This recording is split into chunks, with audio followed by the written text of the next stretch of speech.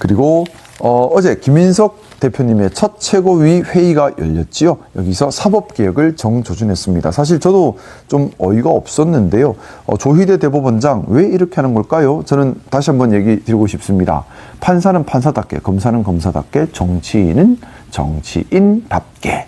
무슨 말이냐면 판사, 검사가 정치를 하면 안 되죠. 근데 조희대 대법원장이 하는 행동, 제가 볼 때는 정치인입니다. 거의 지금 노태학 대법관 사임한 지가 오래됐죠. 올해 3월 임기를 마치고 나갔습니다. 1월경에 그러면 제청을 했어야 되는 것이고요. 근데 이 제청이라고 하는 것은 임명권이 아닙니다. 대통령에게 나는 이런 사람을 추천합니다라는 추천권입니다. 그러면 당연히 제청하기 전에 대통령과 상의하는 것은 상식이겠죠. 그리고 지금까지 늘 그렇게 해 왔었습니다. 그리고 대통령이 도저히 이 사람 임명 못하겠어 하면 다른 사람을 추천을 하죠. 그죠? 여러분 회사에서도 어떻습니까? 임명권자가 누가 예를 들어 저희 울산도 그래요. 정무수석이 이 사람을 임명했으면 좋겠습니다라고 추천을 하지만 제가 그 사람 임명 못해. 왜냐면 제가 임명권자니까. 그러면 세 사람을 추천을 하죠. 그게 상식입니다. 그런데 조희대 대법원장, 우리 대통령께서 조희대 대법원장이 제청한 사람은 아닌 것 같아 하고 나니까 제청을 안 해버립니다. 제청 안 한 상태로 6개월이 흘렀습니다. 자, 이것만 해도 탄핵감이죠. 대한민국 사법 체계를 마비시키는 탄핵감입니다. 그런데 6개월 후에 다시 제청을 했는데 그 제청, 처음 6개월 전에 제청했던 사람, 똑같은 사람 다시 올리는 거예요. 이거는 임명권자를 무시한 거죠. 여러분 생각해 보십시오. 회사에 인사부장이 사장한테 이 사람을 채용해야 합니다 했는데 사장이 그 사람 아니야 했어요. 근데 6개월 후에 인사부장이 그래도 이 사람입니다 하면은 사장 입장에서는 무시당한 거죠. 네. 그런 일이 벌어졌는데 이것도 정상적인 루트가 아니라 서면으로 덜렁 던져버렸습니다. 자, 이건 뭔가요? 대통령을 정치적으로 공격하는 정치 행위죠. 이건 저는 정치 행위라고 생각합니다. 대법원장이 왜 정치를 하죠?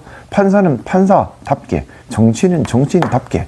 지금 대법원장이 하는 행위는 대법원장의 행위라기보다는 대법원장의 제청권을 이용한 정치적 행위다라고 저는 생각을 합니다. 어쨌든 우리 김인석 대표님도 여기에 대해서 문제 제기를 했습니다. 조 대법원장의 사법농단을 계기로 사법개혁을 시작하겠다 이렇게 강조하셨습니다. 국민주권 앞에 조희대 같은 대법원장은 없어야 한다. 당장 나가거나 아니면 사과하라 이렇게 대표님께서 어제 부산에서 열린 첫 공개 현장 최고위원회에서 입장을 밝히셨네요. 아주 강경한 목소리입니다. 국민주권 앞에 저는 이 말이 참 강하게 와닿습니다. 국민주권 앞에 대한민국은 민주공화국입니다. 국민주권 앞에 조희대 대법원장 지금 하는 것이 결국 이게 대법원장의 역할이 맞나 한번 되돌아봤으면 좋겠습니다. 대법관 임명의 선택적 지연을 몇 개월 동안 끌어왔다. 제가 말씀드린 그 부분이죠. 그리고 국회 법제사법위원회 전체 회의 전날 서면으로 제청을 일방 통보했다. 과연 이것이 맞는가? 네. 여러분들 생각은 어떻습니까? 답답합니다. 네. 그리고 어제 대한민국 주식시장, 금융시장이 흔들렸습니다. 이유는 미국 국채 금리가 정말 사상 최대치로 금리가 올라가기 있기 때문인데요. 여러 이유가 있지만은 AI 회사채와 미국 국채 자금 쟁탈전에 들어간 것이 큰 이유라고 합니다. 채권 시장이 지금 상당히 뜨거워져 있습니다. 이유는요. 아마존, 알파벳, 마이크로소프트, 메타, 오라클 이런 5대 하이퍼스케일러라고 우리가 불러요. 아마존, 알파벳, 마이크로소프트, 메타, 오라클 5대 하이퍼스케일러. 얘들이 그 AI 데이터 센터 투자하는 중심입니다. 근데 이 5대 하이퍼스케일러가 회사채를 발행해서 AI 데이터 센터를 짓는 비용을 조달하고 있는데요. 347조 원에 달하는 약 2,500억 달러를 지금 회사채 발행해서 지난해의 2배 수준으로 회사채를 많이 발행하고 있다고 합니다. 결국 이건 채권 시장에 더 많은 자금 땡겨가려는 자금 수요처가 생긴 거죠. 근데 문제는 미국도 지금 돈이 없죠. 그래서 국채 발행을 계속 늘려가고 있습니다. 2년 만에 5조 달러를 증가해서 지금 40조 달러. 우리 돈으로 계산도 잘 안 돼요. 40조 달러면 40조 곱하기 1,700을 해야 대한민국 돈이 나오거든요. 엄청난데요. 아무래도 이란과 전쟁을 하고 하다 보니까 미국도 지금 계속해서 국채 발행을 할 수밖에 없죠. 그러다 보니 채권 시장에 AI 데이터 센터를 짓기 위한 5대 하이퍼 스케일러들의 회사채 발행 규모가 2배로 늘어버리고 미국도 국채 발행을 계속해서 하다 보니까 금리는 올라가고 채권 가격은 폭락하는 충격적인 일이 벌어지면서 국채 금리가 계속해서 올라가는 겁니다. 자, 국채 금리가 올라가면 어떤 문제가 생길까요? 금리 인상 압박이 심해지죠. 거기다가 지금 고유가입니다. 브렌트유 기준으로 $90 돌파했죠. 고유가는 고물가를 불러옵니다. 고물가를 불러오면 또다시 고금리를 불러오죠. 자, 국채 금리가 올라가고 고물가 상태고 그러면 고금리를 불러오고 고금리를 불러오면 금리 인상 압박이 심해집니다. 그리고 또 소비는 침체될 수 있는 위협이 생깁니다.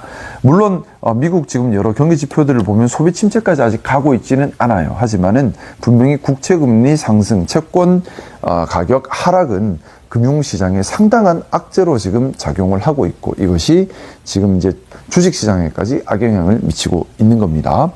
네, 일단 우리가 기본적인 펀더멘탈은 좋지만은 금융시장은 불안하다라는 것을 우리가 함께 알고 대응을 해야 합니다.